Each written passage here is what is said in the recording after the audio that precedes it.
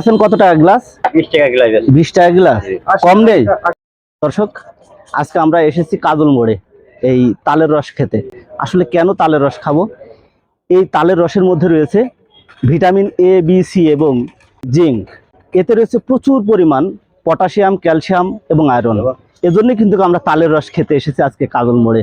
আপনারা জানেন এই কাজল মোড়টা ঝিনাইদহের ভেতরে সেই ঐতিহ্যবাহী একটি মোড়, এই কাজল মোড়। এখানে আসলে সবাই কিন্তু তালের রস খেতে পারে না। তালের রস খাবেন যারা সুস্থ মানুষ, তারা। অসুস্থর মধ্যে ডায়াবেটিস যারা আছে, ডায়াবেটিস যাদের রোগ আছে, তারা অবশ্যই এই তালের রস খাওয়ার পূর্বে ডাক্তারের পরামর্শ নিয়ে এই তালের রস খাবেন। এখানে যারা ফ্যাট, অনেক মোটা, তারাও তালের রস খেতে হলে ডাক্তারের পরামর্শ নিয়ে তালের রস খাবেন।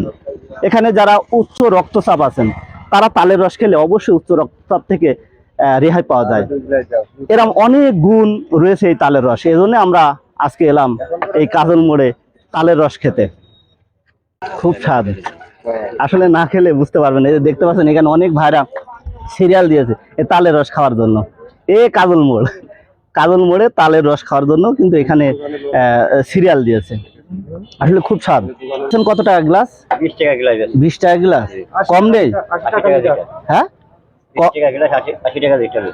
80 টাকা লিটার। ও, এই জায়গা থেকে পার্সেল করে নিয়েও যাওয়া যায়, তাই না? ও রে সর্বনাশ। এই যে এখানে কতটুকু আছে?